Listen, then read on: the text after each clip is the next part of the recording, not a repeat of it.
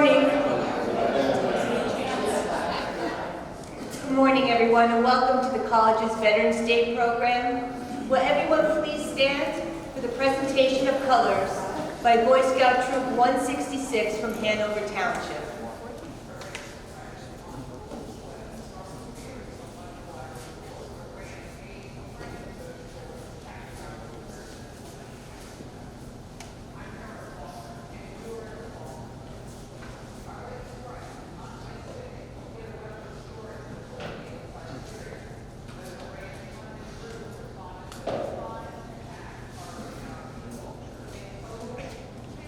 Please remain standing for the Pledge of Allegiance, led by National Guardswoman Leah Payne, followed by the singing of our national anthem by Olivia Sherrick.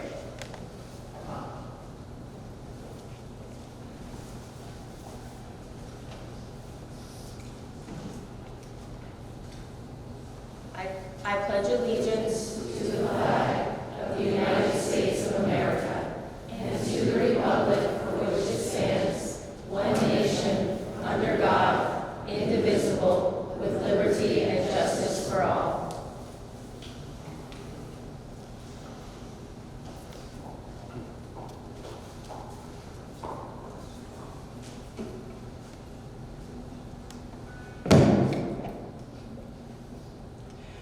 Oh, say, can you see by the dawn's early light what so proudly we hailed at the twilight's last gleaming, whose broad stripes and bright stars through the perilous fight o'er the ramparts we watched were so gallantly streaming, and the rockets' rancor, the bombs bursting in air, gave proof through the night that our flag was still there. Oh, say does that star-spangled banner yet wave o'er the land of the free and the home of the brave?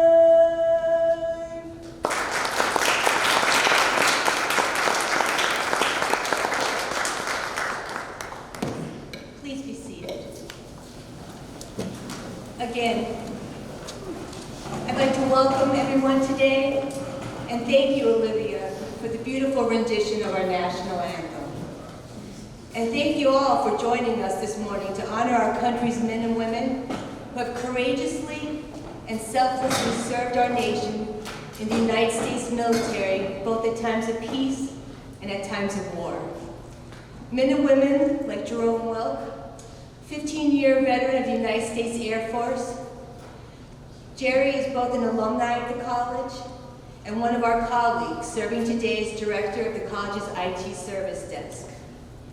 United States Navy veteran and alumni Pastor Craig Mark, Luzerne County Community College students Leah Payne and Ignutu Smith, who both serve today in our National Guard, and U.S. Army veteran and student Matthew Verbinski.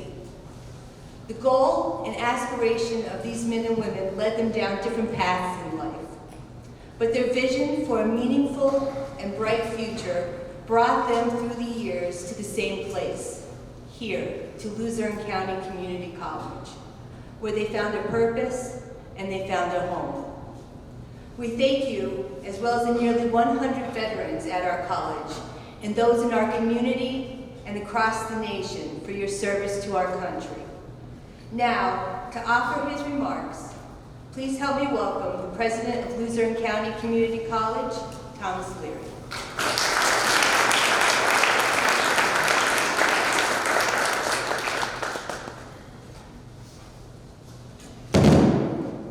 Make a lot of noise when I get up, don't I? Thank you, Laura. Good morning, ladies and gentlemen, and welcome to our Veterans Day program at Luzerne County Community College. As I stand here in front of the Patrick J. Solano Veterans Center, it is a reminder to me and to all of us that we are the largest provider of higher education to veterans and their dependents in northeastern Pennsylvania. We are very proud of that fact, and it certainly enriches our college. As well as, we are very, very pleased and privileged to receive recently the Veterans Friendly designation, a national recognition that our programs and services are designed to support our veterans in the pursuit of their educational goals. On this Veterans Day, let us remember the service of our veterans, and let us renew our national promise to fulfill our sacred obligations to our veterans and their families who have sacrificed so much so that we can live free. And I would like to echo the sentiment as Laura acknowledged our veterans, but I would like them, if they would please, who are with us today, to please stand so that we can recognize and show our appreciation. Please stand.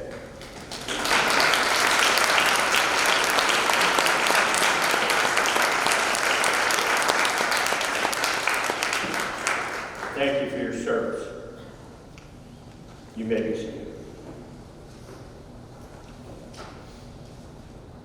As I was thinking about my comments this morning, I am reminded, as we all are, that freedom is so precious. And as we look around the world, in areas such as Ukraine and Israel, we realize the great responsibility that the United States of America has, as has been described as a beacon of light of freedom and democracy, and to support others in their quest to remain independent. It is a world that literally, and right here within our country, we sometimes disagree on major issues. Sometimes we're described as being polarized and divided. But I think Veterans Day is one day that we can remind ourselves that we do agree on one important objective, and that is preserving our freedom and preserving our democracy. And that's what this day is all about. From the beginning of the American Revolution through where we stand today, America has always stood at the forefront of making certain that people around the world are protected. That is quite a grave responsibility, a mantle that we carry that has so much attached to it. But as President John F. Kennedy said, as we express our appreciation today, and I quote, "As we express our gratitude, we must never forget that the highest appreciation is not to utter words, but to live by them." So let us not only today, on November the 10th at Luzerne County Community College, express our appreciation for the service of our servicemen and servicewomen, but let us remember every day that we also carry the responsibility of protecting our freedom, of treating each other with the respect and the dignity that is so precious in our lifetime, in our daily lives. And whether it be here at the workplace or the thousands of students that we serve, let us remind them of the idea of sacrifice and service. So in closing, I would just like to ask that we also utter the commitment and the hope, I should say, that our servicemen and women around the world be kept out of harm's way, and that the families back at home be given comfort during these difficult times. And may God bless them and their families, and may God bless the United States of America. Thank you.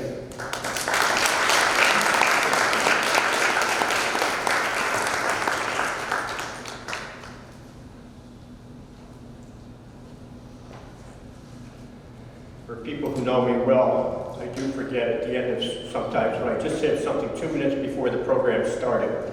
I asked Olivia, in addition to an incredible rendition, as she always does for the college, of the national anthem, if she would come back up and sing God Bless America this time. Olivia.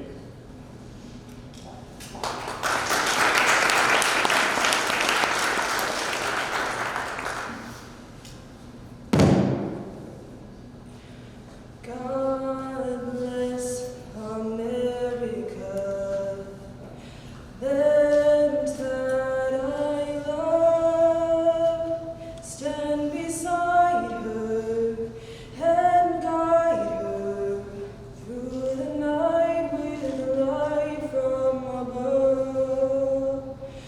From the mountains to the prairies to the oceans white with foam.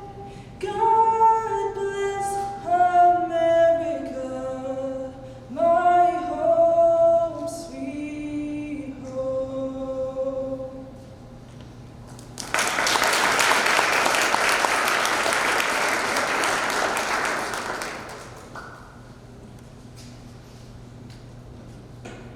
Olivia, once again, thank you. Beautiful.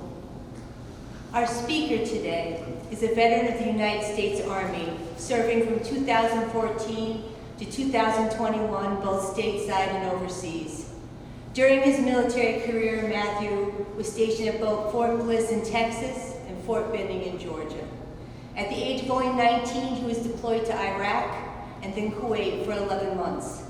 A native of Bloomsburg, Pennsylvania, today Matthew is studying history here at the college as he pursues a career with the National Park Service. Please help me welcome United States Army Sergeant Matthew Verbinski.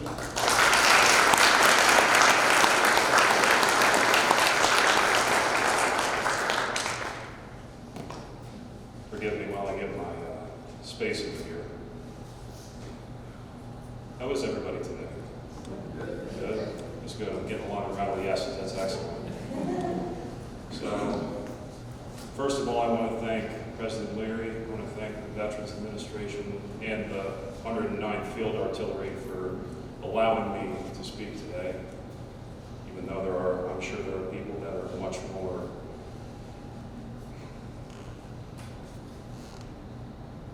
have more of an understanding of what today means than I do. Although I'm up here to speak to you very briefly, so I will make what I have to say very short. Over 100 years ago, tomorrow, November 11th, 1918, one of the greatest conflicts in our nation's history came to a close, World War I. Also known as the Great War in our history books. To some, it was also known as the war to end all wars. Unfortunately, that did not meet its goals. We still have conflicts today, raging around the world, in every country but our own. Thank God. I didn't really understand what I wanted to talk to you about today. I was informed that I should speak about my service, where I've been, what I want to do, where I've gone. But today's not about me. Today's about us, the men and women who have volunteered and dedicated time to serve and protect the United States of America. So, throughout our days, a lot of us feel that we are very busy. I, for one, have been blessed with the ability to attend college for the first time, and some days I do feel like I am too busy on those days to say hi, hello, call friends, acquaintances. But today's a little different.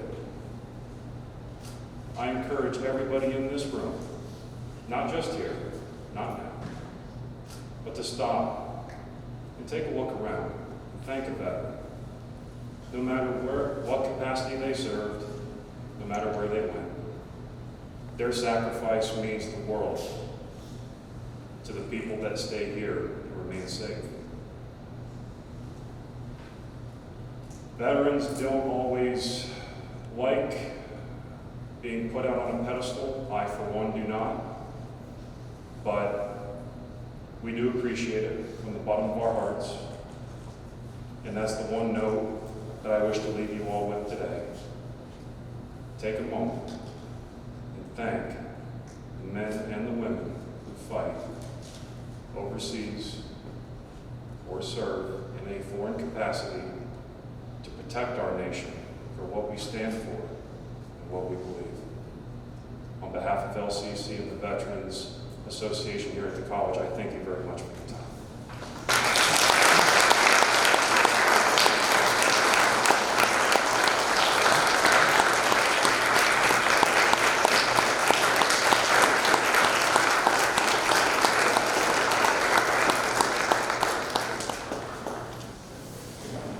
Matthew, thank you. And thank you for your service to our country. Today, I'm excited to announce that the college, through the support from the United States Department of Veteran Affairs, has established a new annual scholarship for our veteran students. The Veterans Day Scholarship. Beginning this year, the scholarship will be presented annually to a veteran or active service member who has courageously and selflessly served our country and is pursuing a degree at Luzerne County Community College. I am proud to announce that this year's first scholarship recipient is National Guardswoman and Luzerne County Community College respiratory therapy student, Ignutu Smith. I'd like to ask President Leary and Ignutu to come up for the award.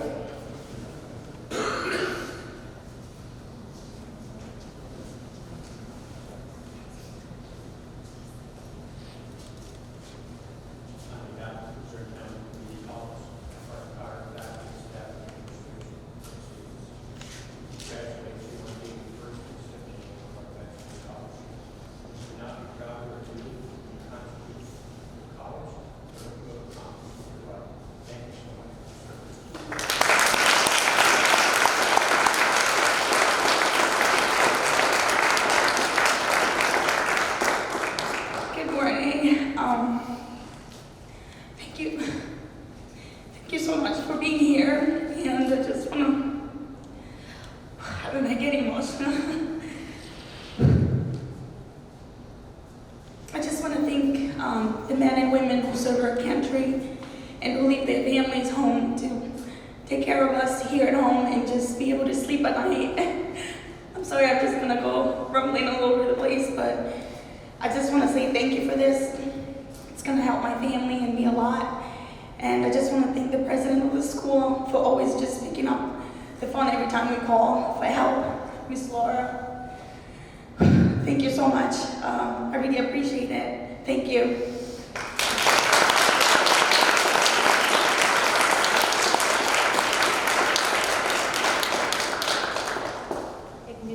Congratulations and thank you for your service. Before we close today, I would like to thank you for joining us to honor our veterans both here at the college and across the nation. Again, thank you for your service to our nation. And I also would like to invite everyone to join us for lunch today here in the cafe following the ceremony. Now, to offer closing remarks, United States Navy veteran and pastor of the Ascom United Methodist Church, Pastor Craig Mark.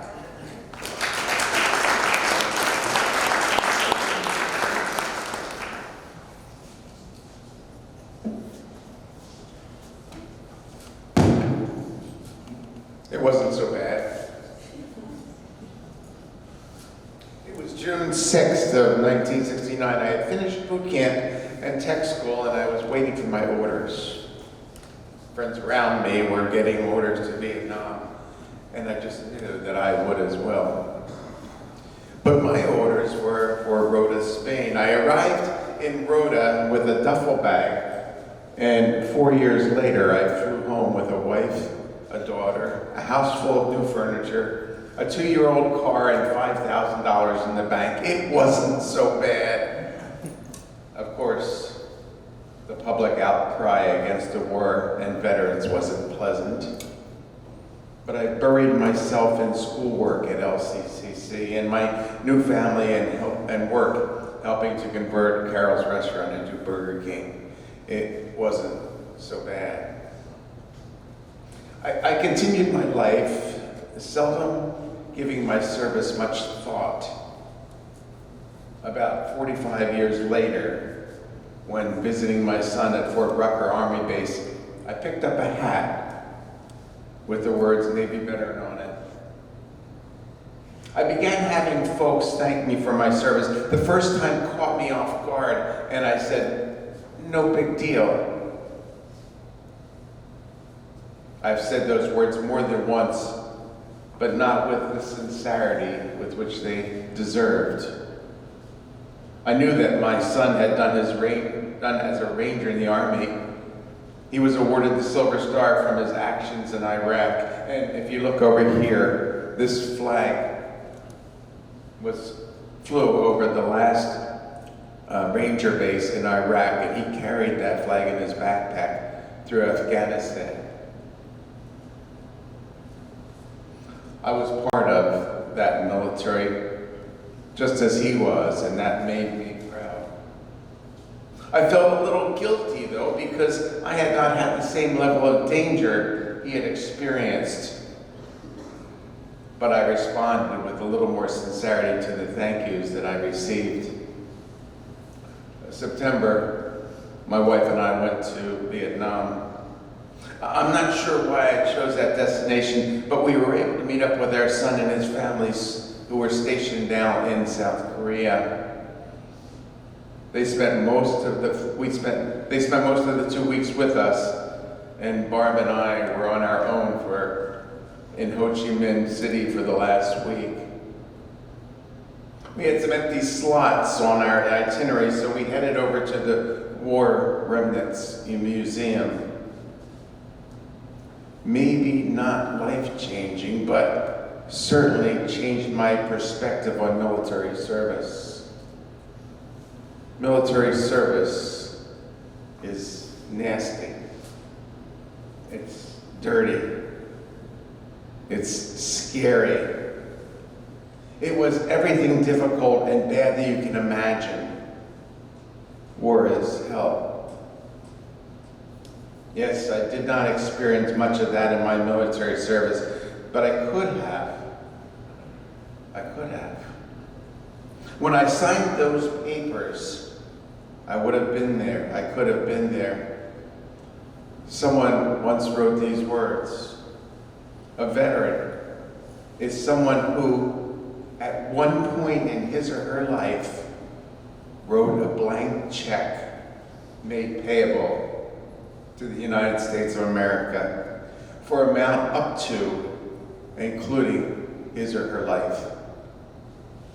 Whether we have sacrificed our physical body or left with mental scars or have come home unscathed, you and I have earned the thank yous. You and I have the privilege and honor of having responded to the call. We are a brother and sisterhood that has served but is not done serving yet. The freedom and democracy for which we committed our lives is fragile and requires us to defend it every day with our words and our votes. No more, "It wasn't so bad." Now I respond, "It was my privilege." For those of you who did not have the privilege, well, you know, say thank you for your service. God bless you. God bless our country. God bless LCC. That concludes our program for today. I'd like to thank everyone for coming, and please join us for lunch. Thank you.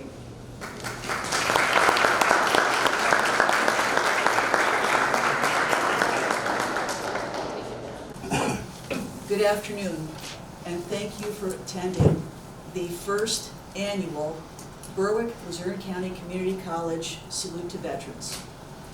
May this continue for years to come, and I would hope that in the future, veterans and their families will not just come, but come with pictures and other artifacts of their service and the service of their family members.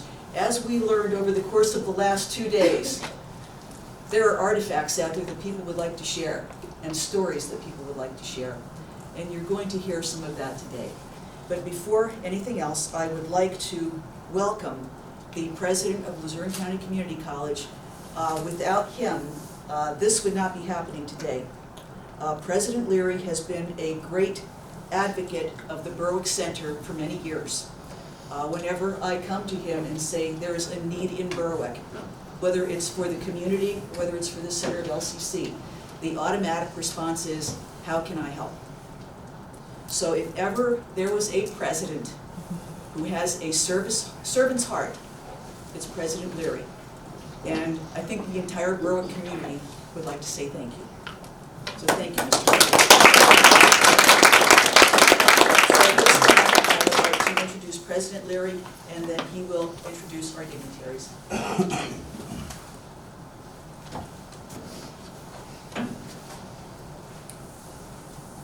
Thank you, Mary Ann. I'm going to suggest that we begin with the presentation of the colors by the Berwick-Nescopeck Joint VFW Color Guard.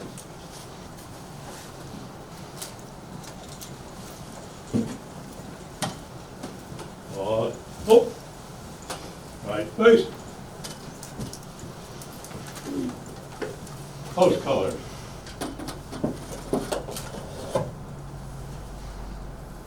Present, arm. Order, arm. Right, face. Forward, forward.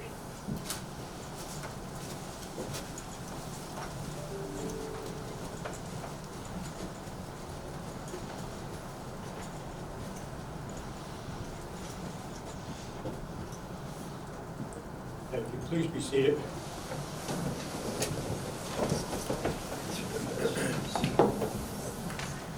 As Mary Ann mentioned, this is our first Berwick Community Series Salute to Veterans.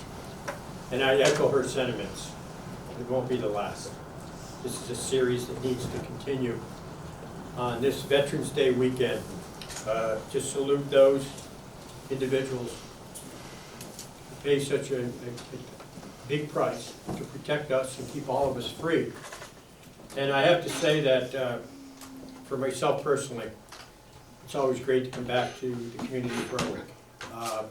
In fact, I think it was just recently, Mary Ann, that you bestowed upon me an honorary son of the Berwick community, right? So I take that with great pride. And, you know, Luzerne County Community College has been here for approximately 23 years. And we have served thousands and thousands of students in pursuing their educational and career goals. But we have also made so many great friends and partners and supporters in this greater Berwick area who really have made a difference in both the college and in the community. But when I think of Berwick, I just think of all, and I've met so many over the years, I've been at many events.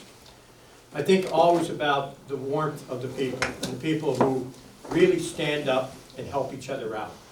And that is something that has to be near and dear to the hearts of people in any community. When you have that commitment to making sure that you show that kindness and that support for each other.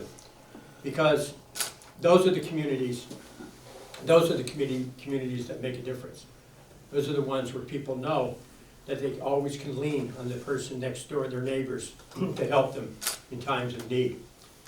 And also today, as I mentioned, as we commemorate this Veterans Day weekend, it's a reminder to all of us that with all the differences that we have in this world, and sometimes has been described as so polarized and divisive, it is communities such as Berwick who remind us of what the real meaning of life is all about. It's about how we treat one another and how we care for each other, their welfare, and their well-being and success. And that's what, in many ways, that's what the community college has always represented. We open our hearts, we open our arms to everyone. And we want everyone to succeed. So in addition to what we do to commemorate Veterans Day weekend, and as we commemorate and establish this first salute on a community day here in Berwick, we need to remind ourselves that what the opportunity for education, the opportunity for individuals to pursue their aspirations and realize their dreams, Luzerne County Community College is committed, and I recommit today to the idea that we are here to stay in Berwick, that we are here to provide the best opportunities that we can for the citizens of this great community. And I am both humbled, I'm also very proud to be here today. Mary Ann's kind words is reflective, very kind to me, but it's reflective of what the community college is all about, the faculty, the staff, the administration, and most importantly, our students, who are part of this great mission that we serve, to make this, literally, it's pretty simple, to make this world a better place. And so with that, I thank you very much. Now it's my pleasure to introduce, for the Pledge of Allegiance and more, I hope, Reverend William T. Barbie, who is the pastor of St. Joseph's Parish in Berwick, Immaculate Conception of the Blessed Virgin Mary Parish in Berwick, Pennsylvania, and a veteran on this Veterans Day. Father. Let us please stand together. I pledge allegiance to the flag of the United States of America and to the republic for which it stands, one nation, under God, indivisible, with liberty and justice for all.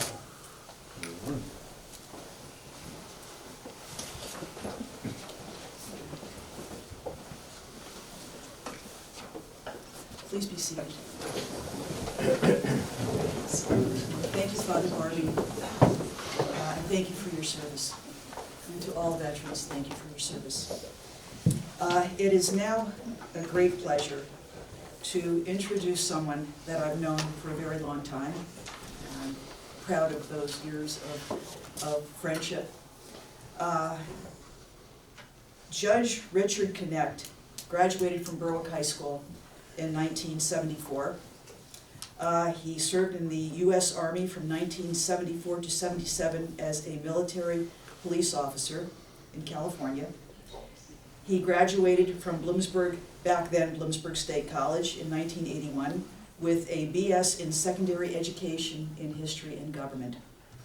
He graduated with honors and then went on to Dickinson School of Law in 1982. He was a partner in the law firm of Marinos, McDonald, and Connect, a former partner, and has also been a former adjunct professor in business law at LCCC in the early 90s. He was an assistant district attorney for many years and Columbia County solicitor for many years. Columbia County Children and Youth Solicitor and Berwick Area Magistrate from 2010 until 2022, at which time he became a judge in Columbia County. And something he has listed here, in addition to his many years of service with this, and this may be one of his most important jobs, a grandpa since 2011, and a good grandpa at that. Judge Connect has been a good and faithful servant in everything that he does. He served his country well, served his community well, serves his family well. So it is a great honor to introduce Judge Richard Connect.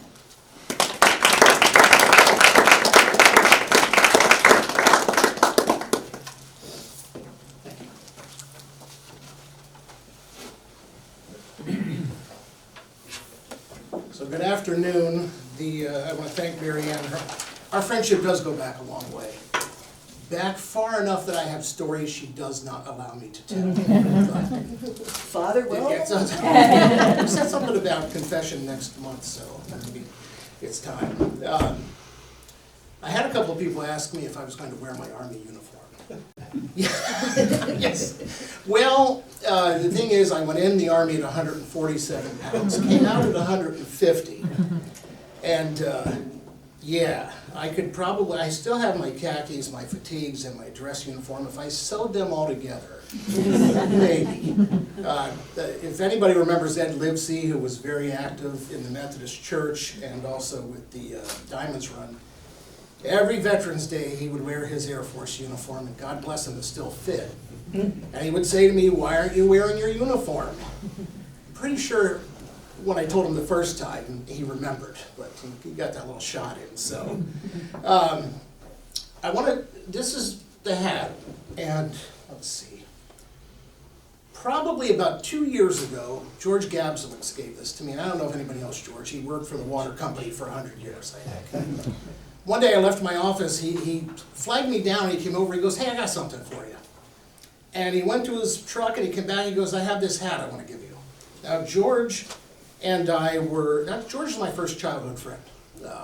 Out in the North End, we went to first grade together, he was catty-cornered across the alley, and we went our separate ways as time went by, but he gave me the hat, and I'm gonna circle back to that hat at the end, and if I don't, remind me.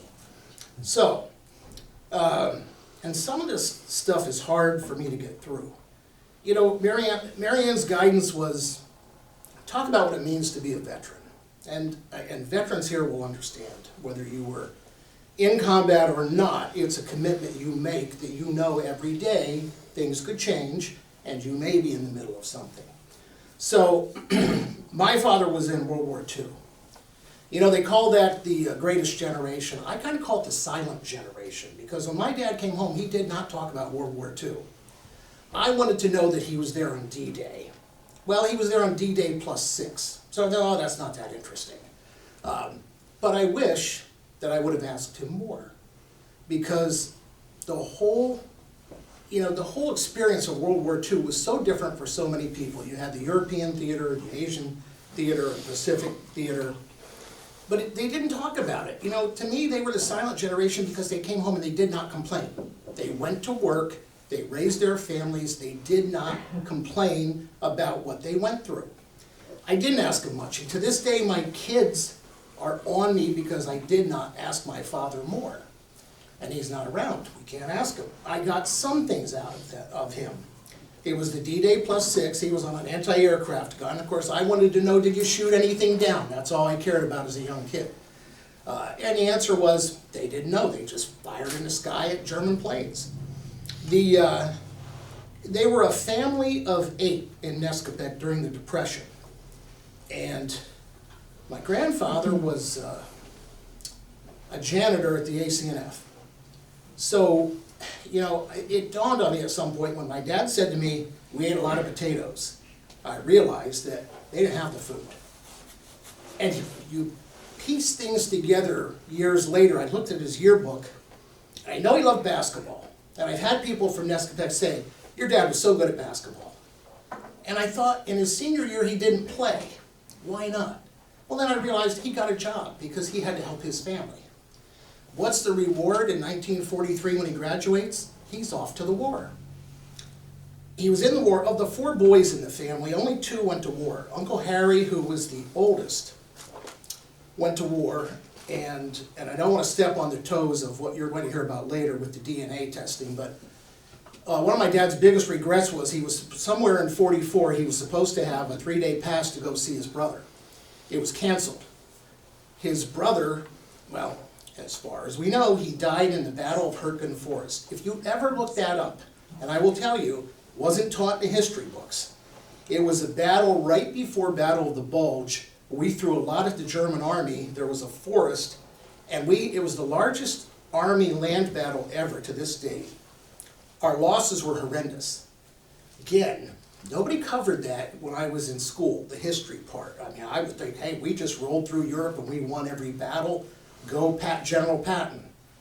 Hurtgen Forest, again, if you look it up, we lost a lot of men. My Uncle Harry was there. They do not know to this day what happened to him. That, as best I could tell, he's lost in that forest somewhere. The thing I like about the Army, and I think maybe all the branches are doing this, is they are still, you know, they reached out to me a couple of years ago about a DNA sample. Well, you know, you get somebody on the phone and says, how about a DNA sample? I think this is a scam. So I said, well, I'll get back to you. In the meantime, they got to a cousin of mine, they got it. They are still looking, and when they find the remains of these people, they do the DNA test, and they contact family if they can find family. They haven't found Uncle Harry. There's a memorial for him in one of the Dutch cemeteries for all those who fought and lost in that battle. But, you know, the only thing, and I don't want to say he talked about it, but when my dad got together with his sisters, they argued about what happened to Uncle Harry. If you've ever seen Saving Private Ryan and the letter, you know which one I'm talking about. The letter they send, if you heard that one on Saving Private Ryan, well, I have the letter that they sent to my grandparents. I can't imagine it. I cannot imagine that your son disappears in a war and you get a letter that says he's gone and we can tell you no more. They sent his things home, pair of glasses, uniform. It's tough. And again, I watched my father and his sisters deal with that forever. I should go on to have your things about the military. You know, the interesting thing I learned about that battle was General Omar Bradley, who was a big name, was in charge, and ironically, when I ended up in California at Fort Ord, I pulled duty protecting Omar Bradley. Had I known how that battle turned out and the losses we had, I probably would have bitched at him, to tell you the truth. You know, you sent those soldiers in. We lost more than the Germans did. We outnumbered them, we had more armor, we had more everything, and we lost. So, I'm gonna move on from that, but it's ironic. Now, I have this, and I'll tell you, I had uncles. Uncle Lawrence was in the Air Force. Uncle Jack was a prisoner of war. He didn't talk about it. Nobody talked about their service. They did what they had to do, they worked. But from that backdrop, I get into high school, and I don't know what I'm gonna do. I really don't know what I'm gonna do. I know I wanna get out of high school, but I don't know much beyond that. If anybody remembers Sonny Ermish, he was the guidance counselor we never saw. And great guy, friends with my parents. He says, I have a solution, I have an aptitude test, I'll have your son take it, we'll know what he wants to do. I took the test, the results were, they didn't know what I wanted to do. Two of my friends came up, and this is near the end of Vietnam. Now, you know, Vietnam, people say it ends in 70, 71, 72. You know the technical date is May of 75, when they got out of Saigon. So, I had two friends who said, hey, they're switching to the VOLAR, Volunteer Army. Let's do this, because if we go in for 3 years, we can pick a year where we want to be, and we can pick our MOS, our job. Well, this is great, I said. I don't want to go to college. You know, I got into some local colleges, and I'm like, I'm not going to a local college. I'm going to get out of this town and do something. So the three of us went in. We got guaranteed military police and guaranteed a year. And we picked California because, hey, if you're here, let's go to California. It's got to be fun out there. Not sure now that applies, but back then, that was just the holy grail. Let's get 3,000 miles away from home, where our parents can't tell us what to do, and we'll have fun. Two of us made it out there. And I spent 3 years there, and honestly, it was, we were the 7th Infantry Division, which had been reactivated. I think they were last activated in Korea. And those who were in charge were all those people coming back from the Vietnam War. So needless to say, I heard a lot of stories, the pros, the cons, the good, the bad. Everybody knows Vietnam was not a popular war. And I will tell you that nobody had any love for the Vietnam veteran back then. Nobody did. Because, you heard the insults, baby killers. What were you doing there? You killed people, you slaughtered people. There was absolutely no respect. And nor did I feel anything, when I got out of the Army in '77, I didn't run around and tell people I was a veteran. I remember in college, there was a girl that I thought was very pretty.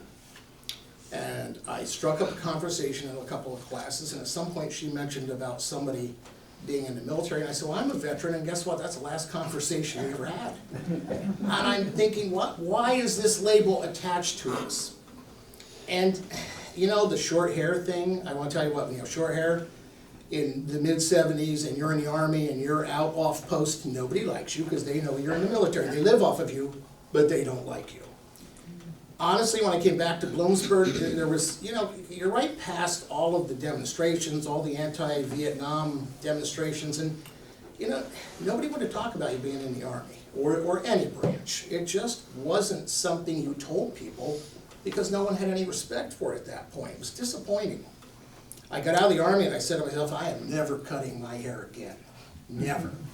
First haircut I got, I went down to George at the end of Market Street. Again, if you're from local, you know George. And I said to George, George, you know, I don't want my hair short. I had that for 3 years.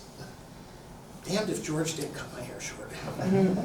I'm like, then I went to somebody else and that turned into, well, come on, it was the disco 70s. The guy gave me a perm. Which I went home and I was horrified. I'm like, well, I have got to straighten this out quickly.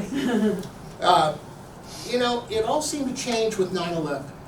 Suddenly people realized that, you know, the commitment that our soldiers make, the risk they take, and you know, it was okay then. It was okay to say, I'm a veteran. People suddenly started to recognize what sacrifice we make when we serve. And again, God bless those who go into battle and come home. God bless them even more if they don't. But when you're in, at any time, things can change. I was out for the first 2 desert exercises, and how forward-looking were they that in 1975 and 6, desert training? When you've just come out of Korea and Vietnam, you think, what are you doing training for desert warfare? But that's the mid-70s, so they think ahead in the military.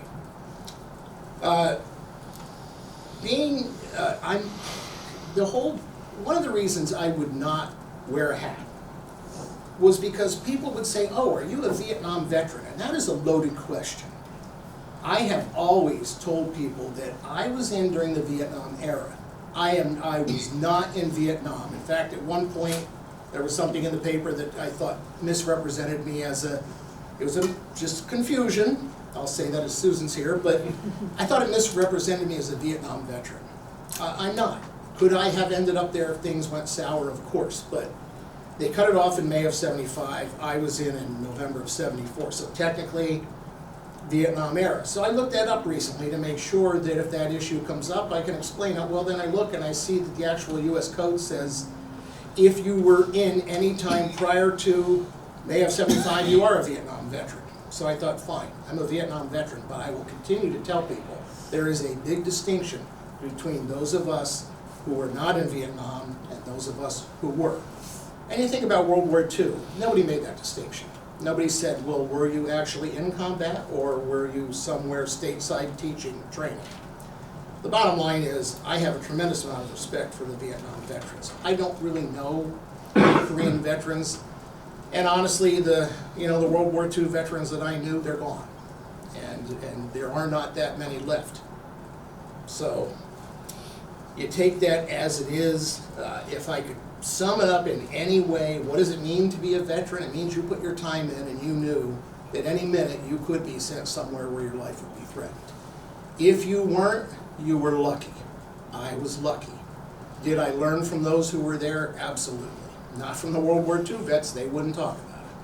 But fortunately, I think the Vietnam vets at some point needed an ear because so many people would not listen to them. And we know that. We know that because of the PTSD. We know that because of all the problems that they have. And if you see a Vietnam vet and they bring it up, for heaven's sake, thank them for their service. So the hat. It sat in my office for about 2 years. I think I'm not going to wear that because I'm going to get into the question of were you in Vietnam. But you know what? One day I decided I could tell people that no, I wasn't there, but I served, and now I wear this hat. And honestly, I'm proud to wear it. Whatever branch you're in, if you wear it and you want people to know that you served this country, that's a good thing. That's not a bad thing. And I wish, and I think probably the people that are here in this room understand that. But there are so many people out there that do not understand that. And whether or not we can change their mind, I don't know, but we could try one person at a time. So, there you have it. That's my experience. Thank you for, I don't want to say I tortured you, but I mean, you didn't look at your watch, so I may not have gone on too long. But it was an honor to hear what I had to say, and I think everybody's got their own take on it, so I didn't see anybody run to the bathroom, so thank you.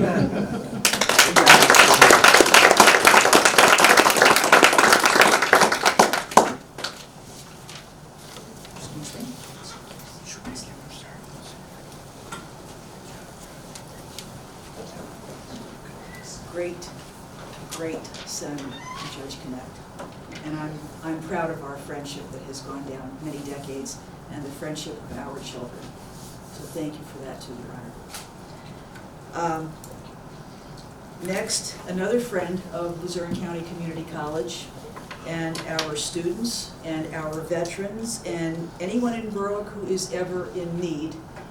Mayor Tim Burke is the person who will show up at your door, invited or not, and say, how can I help?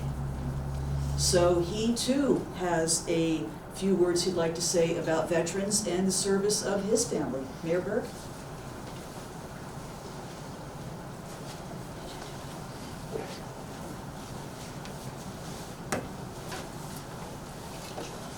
Thank you, Mary Ann. Thank you for the invite. Berwick is indeed a special place. We have so many helping programs with people helping each other, and it's because it's a community that cares. And it works constantly, and you are right, President Leary, we are a special community. I like to refer to Berwick as the little town with a big heart. But along the lines of what Rich had said, my dad was in Germany, in the Army, in World War II. And the only thing he ever talked about was the day on the front line of the battlefield that he was contacted. That he was being sent home for a family emergency, and his brother was a signalman on the USS Callaway. And it was struck by kamikaze pilots, and my grandmother was devastated. Her husband had been killed prior, so the letter that she got, I believe it came from President Roosevelt, that said, your son's a hero. And she didn't care about that. They told her she was a Gold Star mother. She didn't care about that. She lost her oldest son, and a flag came home that was flying on the ship, his uniform, and a bunch of medals, Asiatic Theater, World War II victory, Saigon, all this happy stuff. And this is his Purple Heart. And it is dated January 8th, 1945. It belonged to, when she passed on, it went to my dad. When my dad passed on, he had a wish to be cremated and have his ashes spread out in the Pacific so he could join his brother. And I'm from a very, very large family. I'm one of 12. And very few of my family actually talked to my dad because he was a strict disciplinarian, and he had a bit of a drinking problem. So I made sure his wishes were carried out. And my uncle, who I never met, was a signalman on the USS Callaway outside of the Philippines. And he started on that ship in 1943 from Norfolk, and they went to San Diego to have a joint training mission with the Coast Guard and the Marines. And on that day, 23 people had died, and he was one of them. And someone who was on that ship that got wounded had actually contacted my grandmother and said that several of the people that got hurt were saved, but they went on to die a few days later on the ship. And they said there was nothing could be done for him because he was on top of the ship as a signalman, and he pretty much had direct contact. So when I sit down and say, I've got all kinds of respect for the military, I respect them to the high heavens. Happy birthday, Hank. I know it's 2:48. I was honored to speak at the 2:46 to you guys. God bless the military. God bless Berwick. We love you all.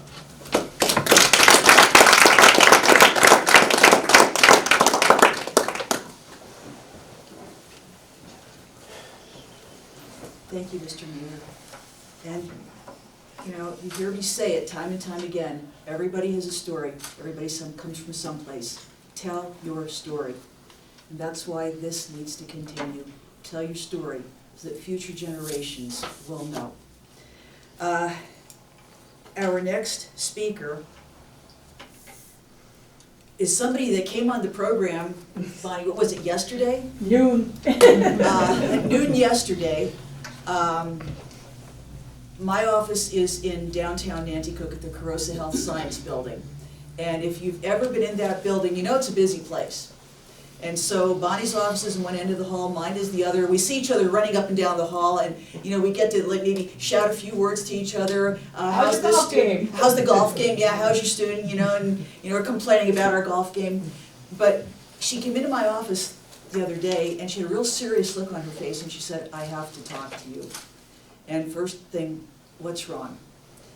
And she said, "I have a story." And she began to tell me about her great uncle, and who for decades, a family, just knew he was gone and didn't know anything else. And through her bit of research, he's gonna come home. And those conversations are crucial as you tell your children and grandchildren about what you have found. So it is a pleasure to introduce my colleague and my friend, Bonnie Orr.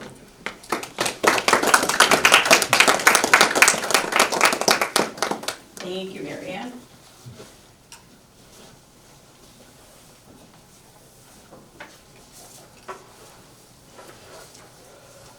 Good afternoon, everybody. My name is Bonnie Lee Orr, and I am the clinical coordinator from the nursing department at LCC.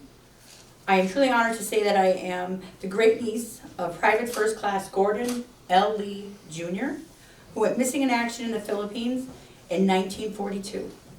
He was the son of Gordon L. Lee Sr. and Hannah Lee, and brother to my grandfather, Robert J. Lee Sr., also a proud World War II veteran. I would kind of first love to share with you how the story all came about. My mom, Patricia Lee, who has since passed away, was very determined not to forget her uncle. She was always respectful and very, respectful of the military, and she just always felt as though she didn't want his memory just gone and forgotten. She donated to numerous charities in his name, just out of respect. It was just something she did. She just felt very compelled to do the same. He had no wife or children. He was, I believe, 20 years old when he passed away. My mom was somewhat limited with her computer abilities. She was not able to get much information or any information about my great uncle or his service. Back in the days of old, I don't think family members discussed the war very much, as these gentlemen were, kind enough to also share. And so with the loss of life on top of that, there was not a lot of information about Uncle Gordon. I guess it was just to, spare themselves from the pain that it caused. In June of 22, I was watching Wounded Warriors commercial, got the bright idea, I still don't know why to this day, to email the U.S. Defense Department. It was a spur of a moment thing. And not thinking much of the email after a few weeks, I tended to just kind of forget about it, Some time had passed. And almost a year to the day, I received an email from the U.S. Defense Department. So, of course, my first reaction was like, oh, no, now what? Because anything from the government is so intimidating. So I immediately opened the email and was amazed by what I was actually able to read and learn within minutes. After 80 years of this man missing and knowing nothing about him, not even his birthday, was amazing to me. So it's actually, the contact I had was Mary Lee Leandry. Her middle name or her maiden name must have been Lee, from Fort Knox, which I thought was kind of weird. I'm like, boy, that's pretty ironic that her last name or middle name is Lee. And she sent me a report of my uncle's, Uncle Gordon's last days, his life capture, and his ultimate demise. I would like to read some of that report to you all today, to kind of give you a background. Private First Class Gordon L. Lee Jr. entered the service from Pennsylvania on January 21st, 1941. He was serving with the Signal Air Warning Company. on the Philippine island of Luzon at the time of the United States entry into World War II. Despite the surrender of U.S. forces in the spring of 1942, Private First Class Lee evaded capture by the Japanese and served with a guerrilla unit in northern Luzon before taken as a prisoner of war. He is believed to have been killed while prisoner of war on November 1st, 1943. His remains, if recovered, were not identified. The Signal Air Warning Company, a U.S. Army Air Forces unit of approximately 200 men, arrived in the Philippine capital of Manila in early August 1941 to supplement the understrength air warning service already based in the Philippines. As part of the Far East Air Force, FEAF, the unit fell under General Douglas MacArthur, United States Army Forces in the Far East. From August to early December 1941, the Signal Air Warning Company completed training and established and tested its radar equipment. On December 3rd, PFC Lee and other members of his platoon, led by First Lieutenant Robert H. Arnold, departed Manila for Burgos Point, Ilocos Norte Province. Their orders were to set up, test, adjust, and begin operating a long-range radar unit in the area. The platoon arrived at Burgos Point on the evening of December 7th and immediately set to work. However, the following day, Japanese forces launched a series of devastating air raids against U.S. military installations on Luzon. The attack savaged U.S. Air Forces in the Philippines and quickly overwhelmed the Americans' air warning and anti-aircraft capabilities. Japanese forces began a full-scale invasion of Luzon on December 22nd, 1941. In response, General MacArthur ordered a withdrawal of the USAFFE to the Bataan Peninsula to hold out for reinforcements. Unfortunately, in the wake of the Pearl Harbor attack and other Japanese advances throughout the Pacific, no reinforcements were forthcoming. In early 1942, troops on Bataan surrendered to Japanese forces, and the majority of them were subjected to the 65-mile Bataan Death March into captivity.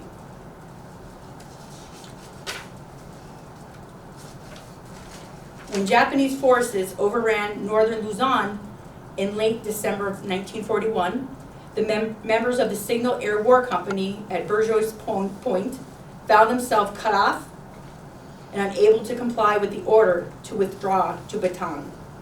However, First Lieutenant Arnold and members of his platoon, including PFC Lee, managed to evade capture and make their way to the mountainous interior of northern Luzon, where they joined forces with local guerrilla units that sprang up as Japan began its occupation of the Philippines.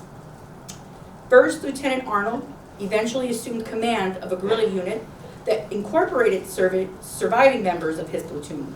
However, guerrilla raids and Japanese counterattacks in 1942 and 1943 resulted in the deaths or capture of at least half these men. PFC was reportedly taken into captivity in the spring of 1943 and was held at Bilibid Prison in Manila. According to witnesses at Bilibid, Private First Class Lee was brutally interrogated by his Japanese captors over several weeks before being transferred to nearby Fort Santiago. He is believed to have been summarily executed in the vicinity of Fort Santiago on November 1st, 1943.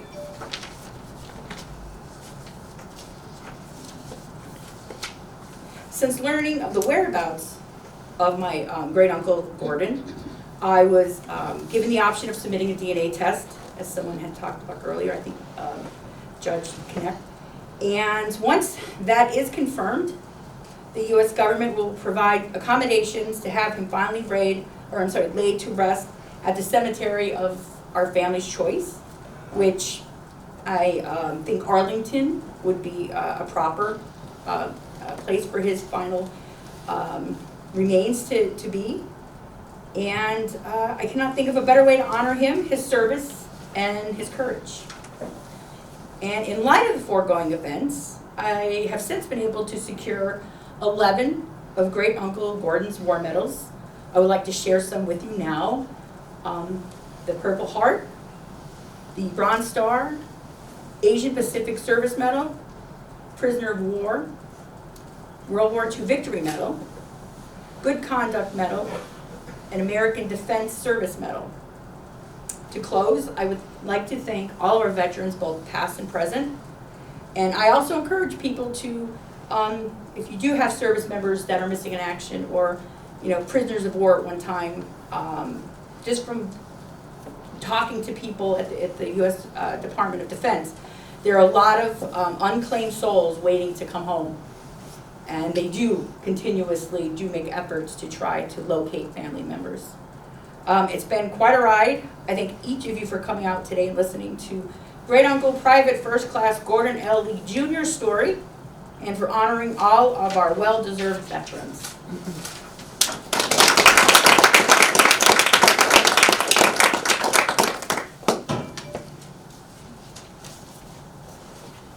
Thank you for sharing your stories. A story that we did not anticipate arrived this morning, and that's this flag.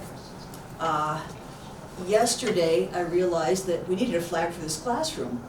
So I have a host of people that I know if I need something, I pick up the phone, and I called Jeff Seminaro at Walker's Jewelers. And I said, I need a flag. And he said, okay. And he said, I don't have one here at the store, but I've got one at home. Come see me tomorrow morning. So this morning, I went to Walker's Jewelers, and Jeff said, there's a story about this flag. And I said, well, this is the day of stories. And he showed me this box, which ironically says Bulldog Bunting, so very appropriate for Berwick. And he said, this flag is special. I said, this flag is very large, so I'm assuming you've got a story. And he said, this is the flag that was flown over the U.S. Capitol the day before President Kennedy was shot. After Kennedy was shot, the next day, for 30 days, flags were not flown over the Capitol. So this is the flag. And I will read this to you. The flag came from a Herman T. Schiavelli, member of Congress. This is dated December 4th, 1963. To Mr. Frank Buffone, President, Berwick Borough Council. Dear Frank, by separate mail today, we are sending you the flag we had flown over the Capitol for presentation to St. Joseph Elementary Parochial School in Berwick. It may be of interest to note that this flag was flown on November 21st, the day before the president was assassinated, and that during the 30-day mourning period thereafter, no flags for constituent purposes will be flown over the Capitol. And it's signed Herman T. Schiavelli. So what happened? This flag was presented to Frank Buffone, who presented it to St. Joseph School. St. Joseph School then became Holy Family School. As the years went by, Father Dominic Mammarella, who was a World War II bombardier pilot, who would have been the first one here today. He passed a few years ago. And with that flag, Father Mam still has a way of being with us today. Because in his handwriting is a note that he wrote to Jeff Seminaro about this flag. So Father Mam, thank you, I know you're still here. But, so Father Mammarella wanted someone affiliated with Holy Family School to have that flag, so he gave it to Jeff Seminaro and his family.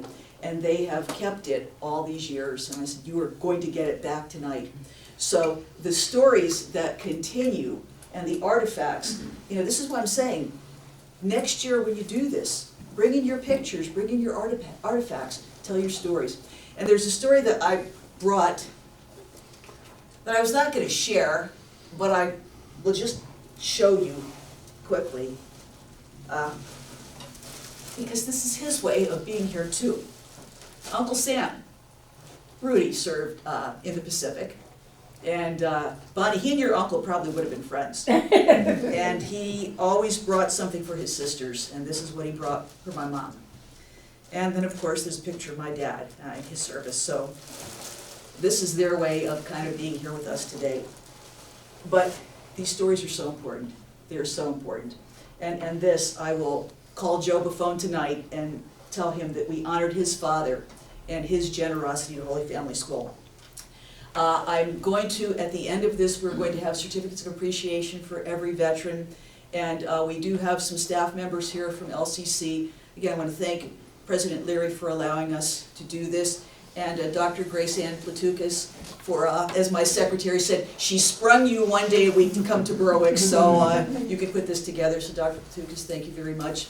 And Joni Miner from the President's Office, and Paul Lubinsky, and Dr. Mary Lou DeLegro is here with us, and dear friend Jerry Wilk, who keeps me in line at the college, and if I have any IT issues, and those of you who know my poor computer skills, I call Jerry a lot, and Ryan. So I thank all of you. But right now, I would like to introduce Laura Kapalka from our financial aid office, and we have another one of my cohorts, Laura Fowler, who has been a great addition to our nursing department and really kind of helped steer the ship in the few years ago that I made my appearance in that particular building. So thank you, and Gary, her grandson, who's kind of been our little mascot for many years.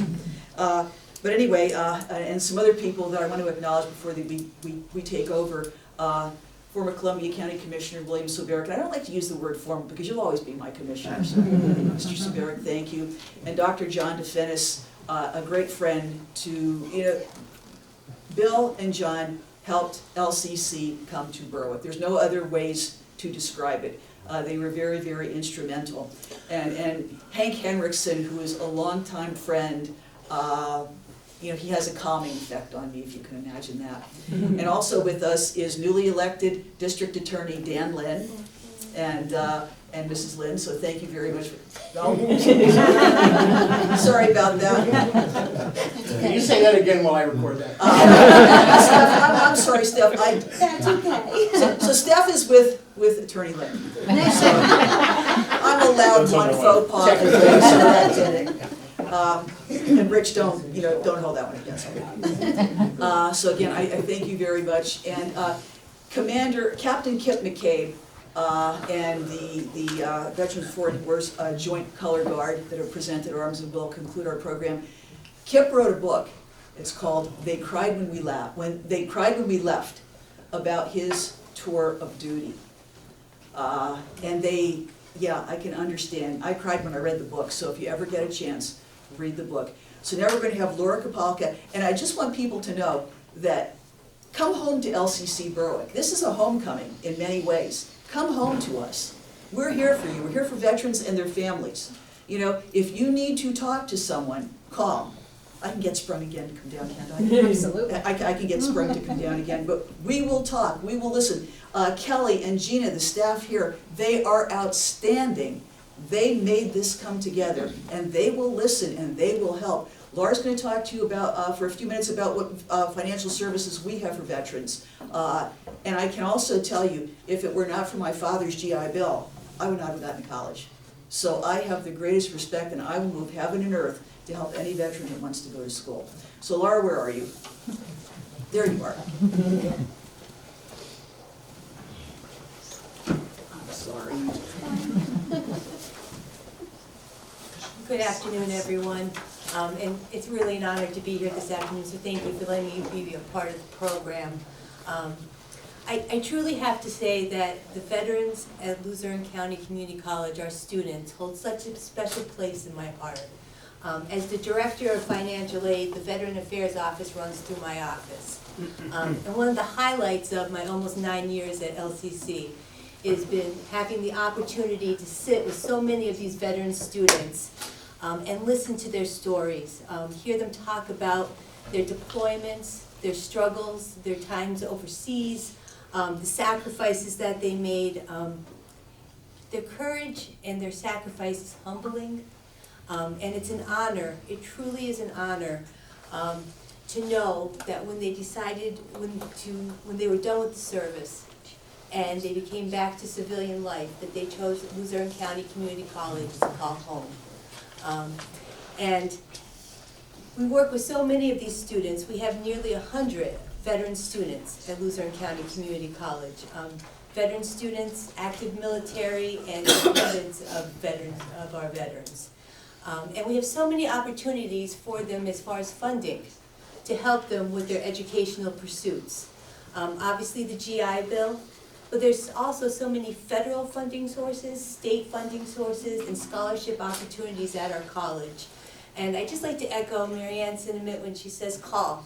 We're here to help, and we would love to reach out to our veteran population and to new students that are coming in who are our veterans, and work with them to help them start the next phase of their life, start their educational career right here at Luzerne County Community College.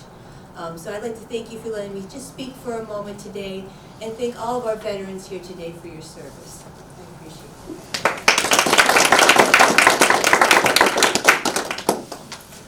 it. As we get ready to conclude, I'd like to introduce Kelly Rumba. Kelly, where are you?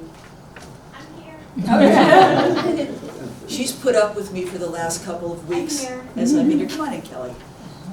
I want you to be able to attach a face to a name. I will not be here, other than visiting once in a while, but Kelly will be. So she will be the name attached to the Berwick Center, but if you need me to come down, no, I'll come down. I'll just go. Oh, I know. So I have your number. I'm down here to help anytime I possibly can. But I would like to call up our veterans that have signed in and give you a token of our appreciation for everything that you've done. So if our veterans would please come up. We actually, if you are a veteran in the audience, we would like for you to please write your name. I think we have a sheet. Rich has a sheet. There was a sheet. There it is. It's back somewhere. We're gonna make sure that you get that. We have some other ones for you to hand out as well. And we definitely have some refreshments when you walk out. Please be sure to get some of those. And we're so glad that you're here. Thank you so much for your service. And there is information on self-care on the tables outside. There are some stress balls, and we do have refreshments. So when I call your name, please come up. We will give you your certificates, and then at the to conclude our program, Captain McCabe and the color guard will retire the colors. Father William Barbie, Father. Thank you for your service. The Honorable Richard Connect.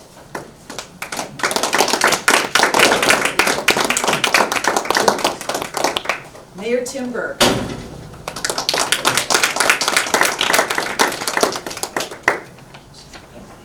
Bonnie Orth.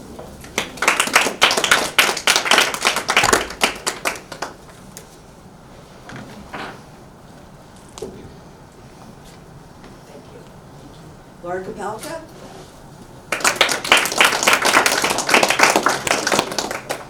And then we have certificates for all of our joint color guards, which I will give to Captain McCabe, who will then distribute.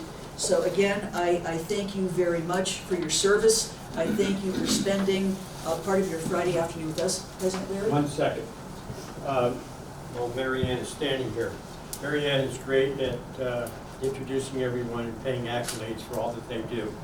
But I have to take this moment. I would be remiss if I didn't thank her for being the strongest advocate for Berwick community and helping so many students over the years.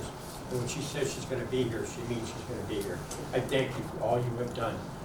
You have been an incredible person in this community, and I just, on behalf of Luzerne County Community College, thank you.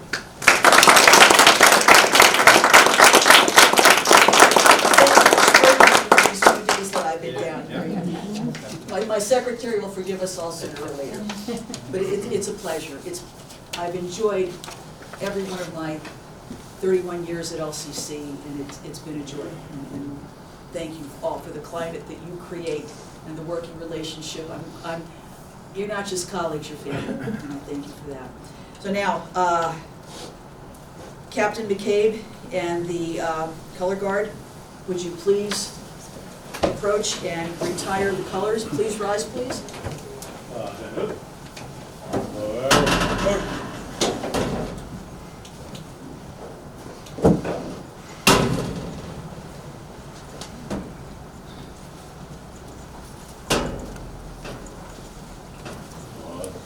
Oh, right, face.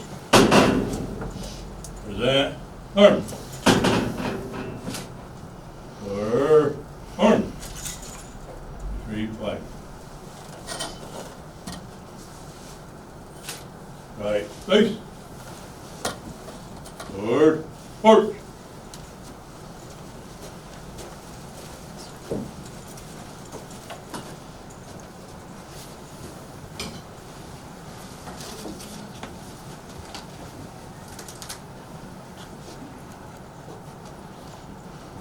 That concludes our program. Please join us for some refreshments, and thank you very much.